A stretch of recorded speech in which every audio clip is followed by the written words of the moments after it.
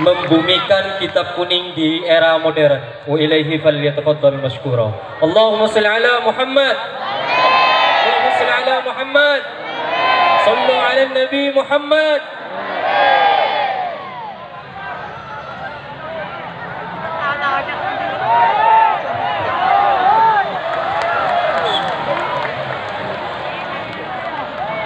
Assalamualaikum warahmatullahi wabarakatuh.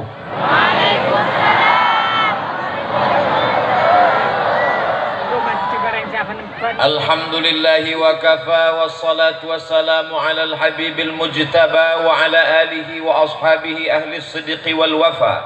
Subhanaka la ilma lana illa ma 'allamtana innaka antal alimul hakim. Rabbi shrah li sadri wa yassir li amri wahlul 'uqdatam min lisani yafqahu qawli.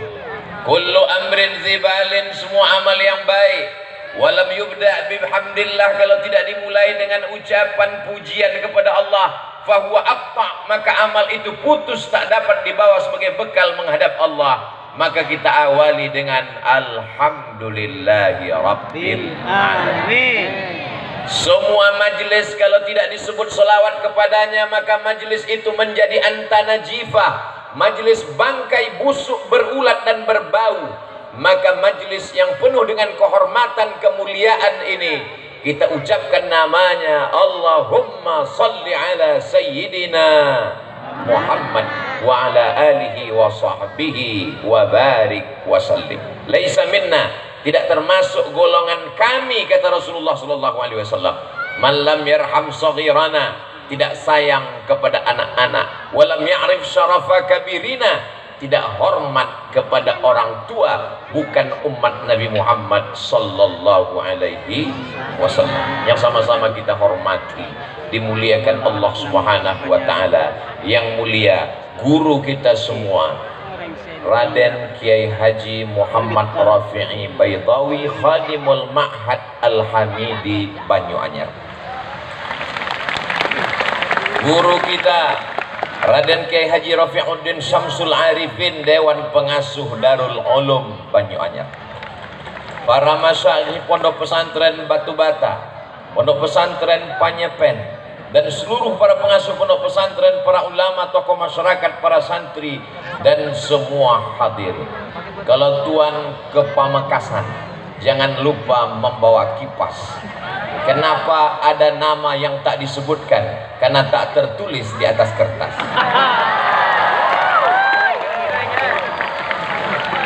Sahabat saya, guru kita Al-Mukarram Kiai Haji Dr.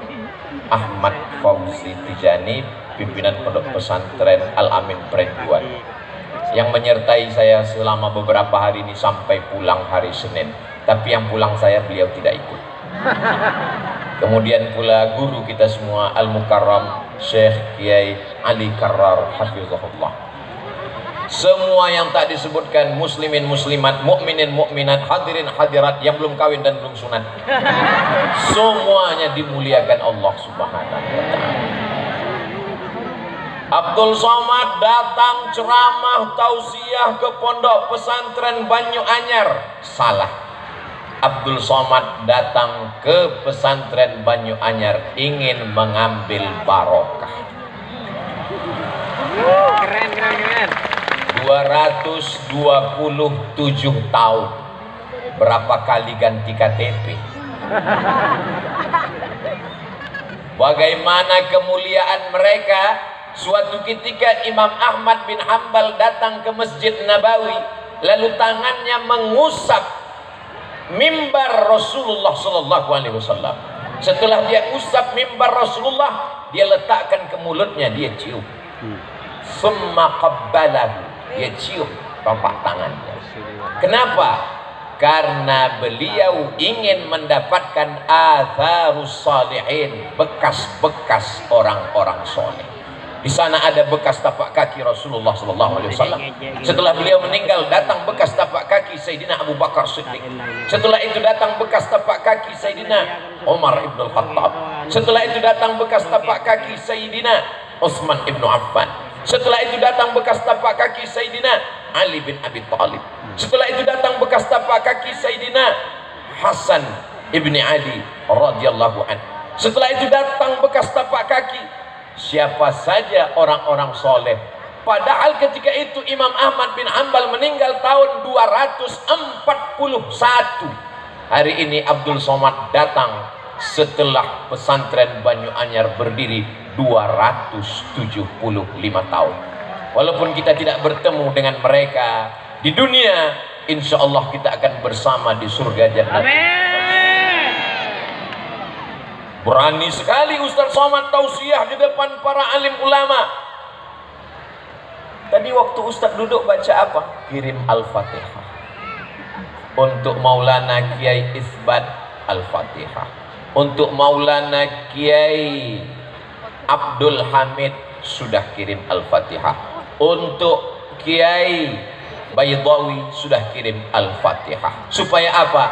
Supaya melimpahlah madad dan barokahnya untuk kita semua, insya Allah. Ada seorang ulama ahli hadis yang memiliki majlis di Masjidil Haram, namanya Sayyid Alawi bin Abbas Al-Hasani. Kenapa disebut Al-Hasani? Karena dia keturunan Sayyidina Al-Hasan, anak Sayyidatuna Fatimah, anak Sayyidina wa Maulana wa Syafi'ina wa Dhukhrina wa Qurrati A'yunina Muhammad sallallahu alaihi wasallam. Sayyid Abbas sedang mengajar, lalu kemudian dia lihat ada orang tua yang sedang tawaf. Lalu dia bertanya kepada salah seorang muridnya, dia tanya kepada Kiai Baydawi, itu siapa? Orang tua itu adalah Sayyidil Walid, ayah saya. Ini orang salah satu daripada wali-wali Allah subhanahu wa ta'ala. La ya'riful wali illal wali. Tidak ada yang kenal wali kecuali wali. Jadi kalau ada yang mengatakan Abdul Somad itu wali, berarti dia wali murid atau wali kelas. Jadi sudah jelas kalau ada yang mengatakan Abdul Somad berani petantang-petenteng ceramah di depan alim ulama, dia hanya ingin mengambil barokah kemuliaan. Tapi Ustadz membelakangi mereka. Kok berani Ustadz? Coba putar lagi videonya mundur ke belakang. Sebelum maju tadi kan berbisik dulu ke Kiai. Kiai ke depan, kata Kiai silakan. Tapi Kiai yang lain, saya sudah angkat tangan 10 jari, 11 dengan kepala. Saat mereka semuanya mengangguk, berarti let's go. Al-adab fauqal ilmi. Ada yang lebih tinggi daripada ilmu, yaitu adab. Kalau ada orang mengatakan saya berilmu, saya banyak hafal ayat, saya banyak hafal hadis, kamu kalah dengan dia yang tak pernah salah. Siapa dia? www.google.com. Saya paling cerdas, semua kelipatan, kali-kali, bagi-bagi, tambah-tambah, saya hafal. Maka sesungguhnya kalkulator jauh lebih cerdas. Kalau ada orang mengatakan amalnya banyak, 1000 tahun beramal, naik langit pertama. 1000 tahun beramal, naik langit kedua. 1000 tahun beramal, naik langit ketiga. 1000 tahun beramal, naik langit keempat, kelima, keenam, ketujuh, sampai akhirnya dia sejajar dengan para malaikat. Ketika itu apa kata Allah? Wa idh qulna lil malaikati isjudu li Adam. Wahai seluruh malaikat, bersujudlah kamu kepada Adam. Fasajadu, semuanya bersujud illa iblis. Saat itu bangkit egonya. Yang diperintahkan bersujud malaikat, sedangkan iblis bukan malaikat. Lalu dia siapa? Buka surat Al-Kahfi. Kana minal jinni. Dia berasal dari kalangan jin. Fafasaqa an amri rabbih. Dia melawan perintah Allah subhanahu wa ta'ala. Yang diperintahkan bersujud malaikat. Kenapa bisa ada satu yang aneh, yang asing, yang bukan malaikat? Karena prestasi ibadahnya luar biasa, sehingga dia sejajar dengan malaikat. Tapi dia bukan malaikat. Jadi kalau ada orang bangga dengan ibadahnya, tapi kurang adab dan taatnya, berarti dia bukan kata saya. Masya Allah, tabarakallah. Mudah-mudahan kita dijauhkan dari sifat iblis. La yadkhulul jannah, tak masuk surga. Man kana fi qalbihi, siapa yang dalam hatinya mithqala habbatin min khardalin min kibrin, ada sombong sebesar biji sawi. Sebetulnya yang Ustaz bicarakan ini siapa? Saya.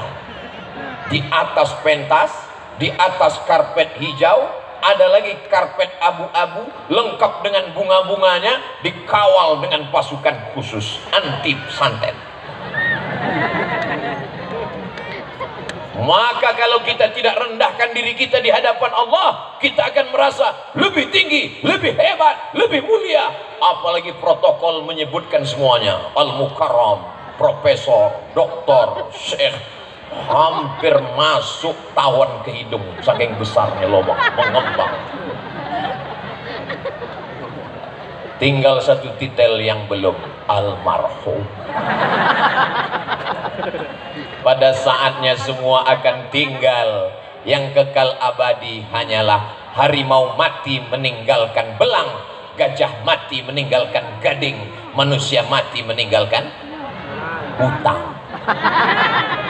Manusia akan mati meninggalkan nama, apakah nama baik atau nama buruk. Kamu pernah ketemu Ustaz Somad? Pernah. Di mana kamu melihat dia? Di TikTok.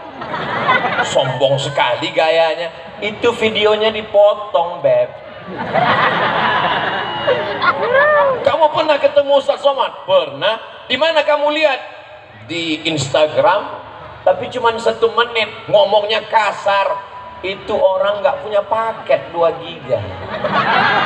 Kalau dia orang dari pesantren Banyuanyar, dia akan tonton dari awal sampai akhir. Judul videonya, mencari barokah di pesantren 227 tahun. Di mana bisa kami lihat Pak Ustadz? Channel Ustadz Abdul Somad Official. Subscribe, like, share, and comment. Saya paling takut ceramah kalau di hadapan kiai. Ini rasanya sekarang ini seperti peserta dacil, dai cilik menjelang malam Lailatul Qadar. Jadi nanti kalau ada, kenapa Ustaz selama tausiah itu ngelihatnya ke depan, ke kanan, ke kiri, nggak ada ngelihat ke belakang? Tahun bakatnya hilang. Tema yang diberikan adalah bagaimana membumikan kitab kuning. Kitab kuning itu apa Pak Ustadz? Ya kitab yang warnanya kuning. Akhirnya ini anak pergi ke Mesir. Sampai di Mesir pergi ke toko-toko buku di dekat Masjid Al-Azhar, di dekat Masjid Kepala Sayyidina Al-Husain. Sampai di sana dia lihat ternyata kitabnya putih semua. Ternyata dicetak di Darul Fikri Beirut, kertasnya berwarna putih. Makna kitab kuning menurut istilah para alim ulama, guru-guru kita adalah disebut orang Arab dengan kutubut turas, kitab-kitab klasik yang ditulis ratusan bahkan ribuan tahun yang lalu. Saya kebetulan pernah kuliah di Malaysia, Universiti Kebangsaan Malaysia. Lalu kemudian karena kita orang Indonesia wajib mengambil satu mata kuliah bahasa Melayu. Padahal saya orang Melayu, bukan Melayu yang lari itu. Saya ini dari Sumatera, orang Riau, Melayu. Pokoknya kamu orang Indonesia wajib ngambil mata kuliah bahasa Melayu. Nama dosennya Cik Rusdi. Kumisnya tebal. Lalu kemudian di suatu hari dia pun datang masuk kelas membawa manuskrip tulisan. Dia katakan, ini adalah manuskrip Melayu umurnya 100 tahun. Coba kalian baca masing-masing, silakan. Begitu kami baca, nggak paham. Padahal bahasanya bahasa Melayu, umurnya baru 100 tahun. Tapi hari ini anak-anak pesantren Banyuanyar membaca kitab Sahih Al-Bukhari, ditulis oleh Imam Muhammad bin Ismail bin Ibrahim bin Al-Mughirah bin Bardisbah Al-Bukhari dari Uzbekistan, meninggal pada tahun 256 Hijrah. Umur kitab itu sekarang 1200 tahun. Semua santri faham.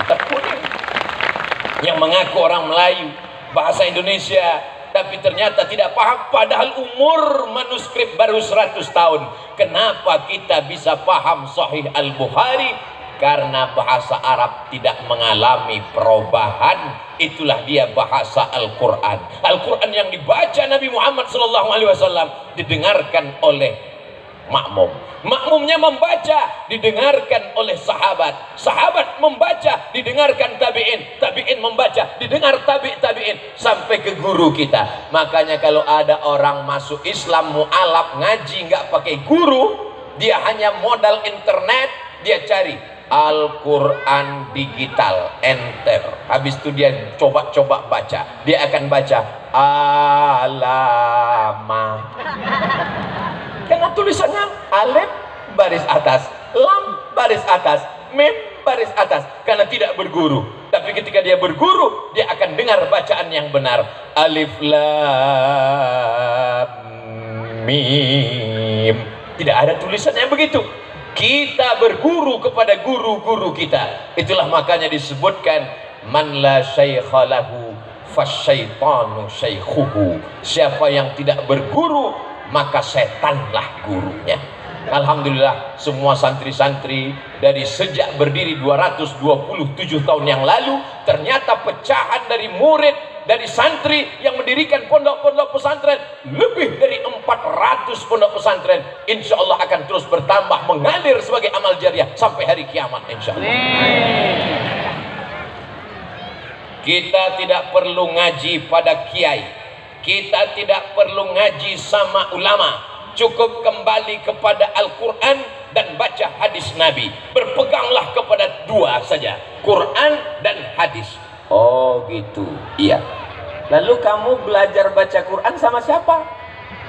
Sama guru. Itu kan ulama. Guru saya boleh, guru kamu nggak boleh.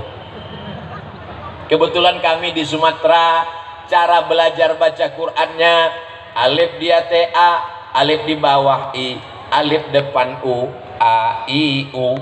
Sahabat saya di Pulau Jawa, alif fathah A, alif kasroh I, alif dhammah U, A, I, U.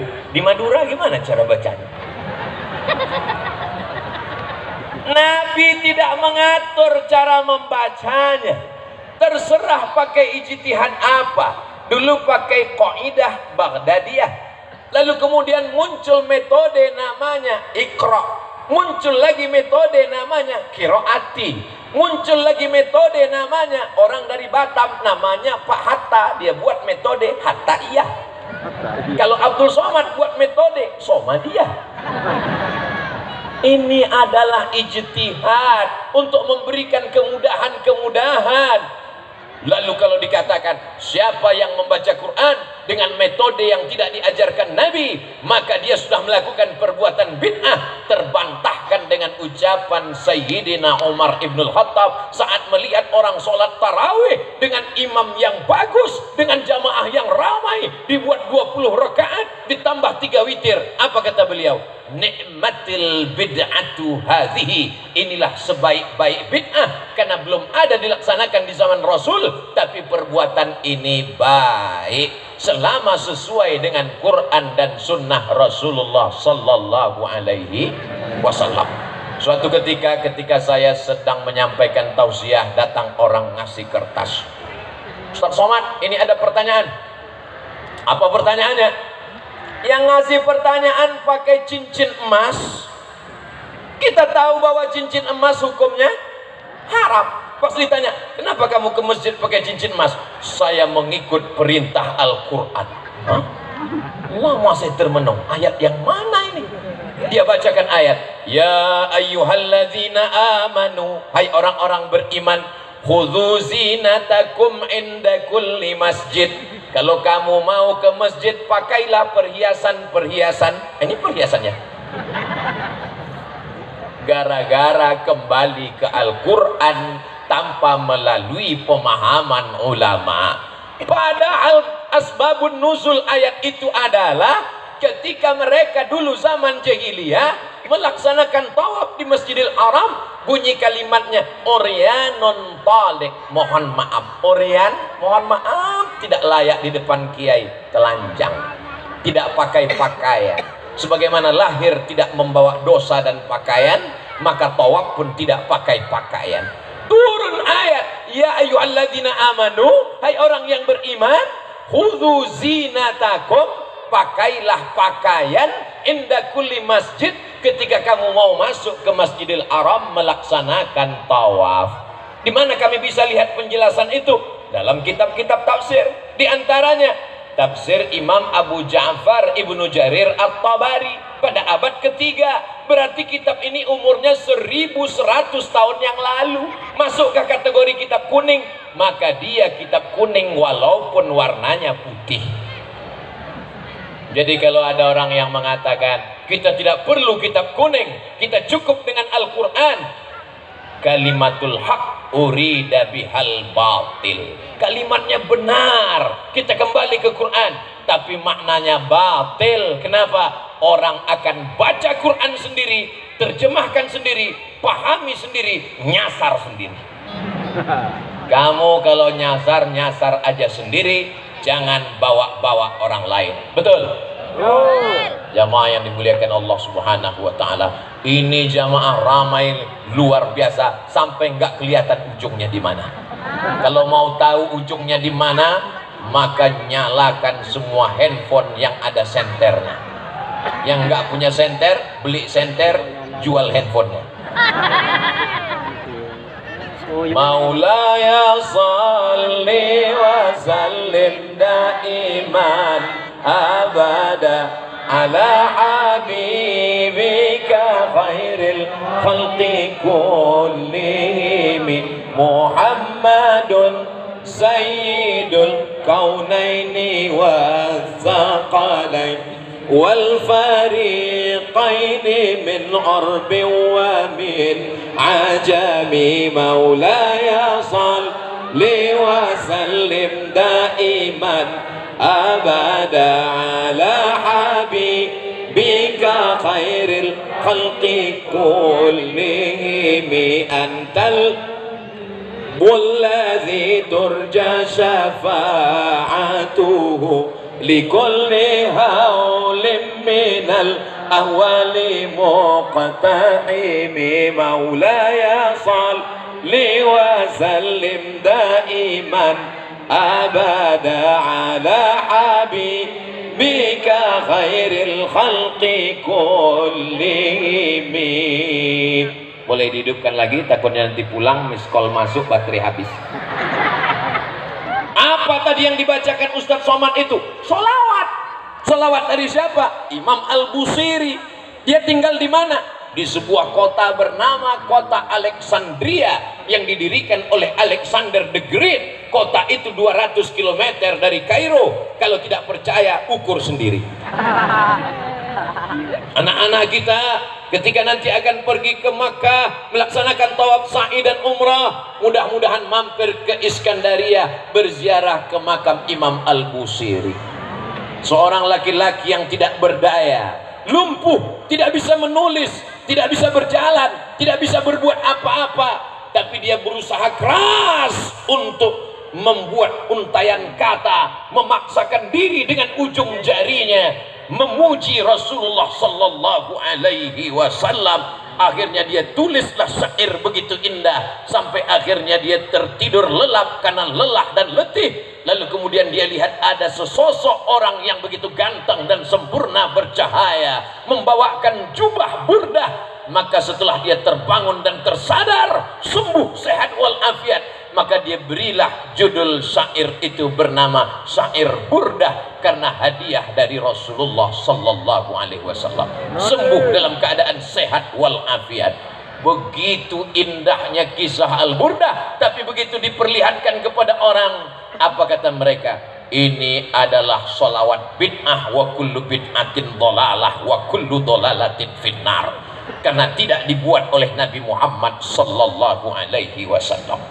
Kalau tidak dilakukan Nabi, maka berarti perbuatan itu bid'ah. Apakah pernah Nabi membaca Maulaya salli wa sallim? Apakah pernah Nabi membaca salawat burdah? Tidak pernah. Kalau begitu maka perbuatan ini bid'ah, wa kullu bid'atin dhalalah wa kullu dhalalatin finnar. sorga yang seluas langit dan bumi isinya cuma 3 aja, dia, istrinya, sama mertuanya. Berbahaya kalau kita tidak kembali kepada kitab kuning. Baca Sahih Bukhari, baca syarahnya yang ditulis oleh Al-Hafiz Ibnu Hajar Al-Asqalani, Fathul Bari namanya. Ditambah lagi Imam Al-Qastullani, ditambah lagi Imam Badruddin Al-Aini.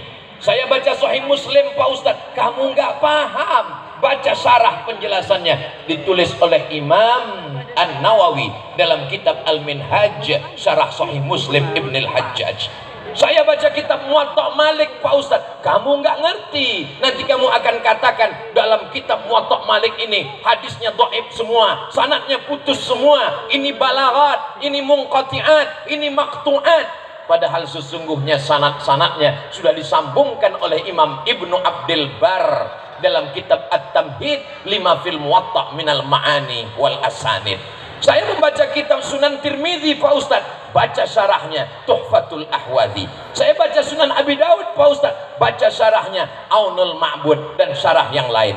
Saya baca kitab Sunan Ibni Majah, Pak Ustadz, baca syarahnya Hasyiah As-Sindi. Saya baca Musnad Ahmad bin Hanbal, Pak Ustadz, baca penjelasan ta'liqat wa syuruhat wa tahqiqat yang ditulis oleh para ulama. Semua penjelasan-penjelasan itu dalam kitab kuning, walaupun warnanya kuning. Jadi pintu masuknya gimana, Pak Ustadz? Kita masuk hotel, ada kolam renang, ada tempat minum, ada tempat sarapan, ada kamar, ada tempat olahraga, tapi satu kunci pintu masuknya adalah bahasa Arab, dan bahasa Arab kuncinya adalah nahwu, sharaf, balaghah, ma'ani, bayan.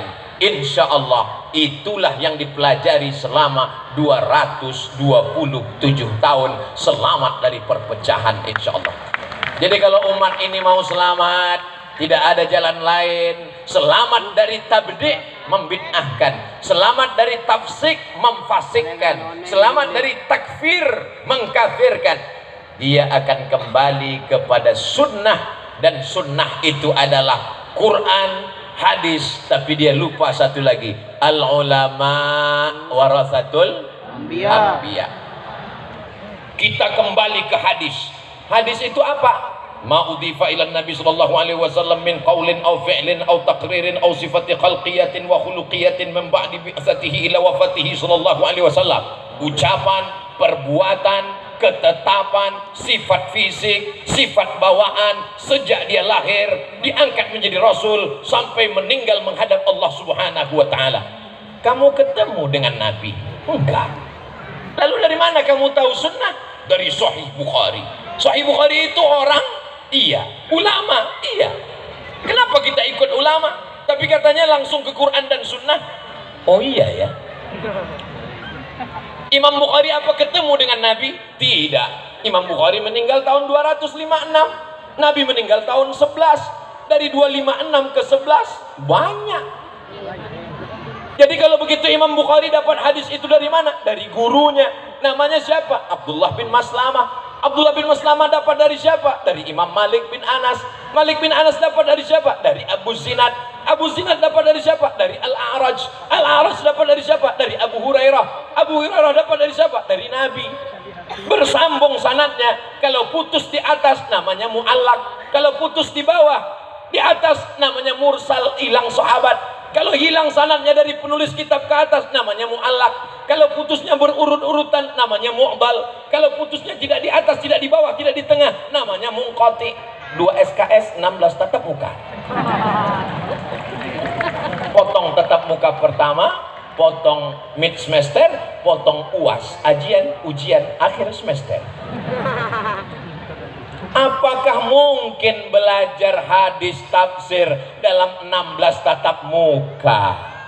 Sementara mereka belajar Imam Malik, apa kata Imam Malik? Aradtu kitabi hadza ala sab'ina min fuqaha'il Madinah.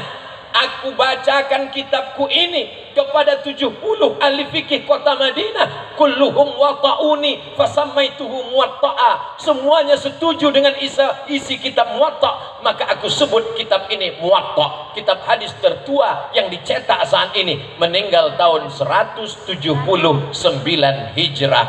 Catatan-catatan penting dari Imam Malik ke guru-gurunya bersambung sampai ke Nabi sallallahu alaihi wasallam. Al-isnad minad din, sanad adalah bagian dari agama. Fanzuru amman ta'khudhu dinakum, perhatikan kamu ambil sanad ilmu kamu dari siapa. Orang sekarang kalau ditanya, kamu belajar dari siapa? Dari guru saya. Siapa guru kamu? Syekh YouTube. Nama lengkapnya siapa? Tabayatubu.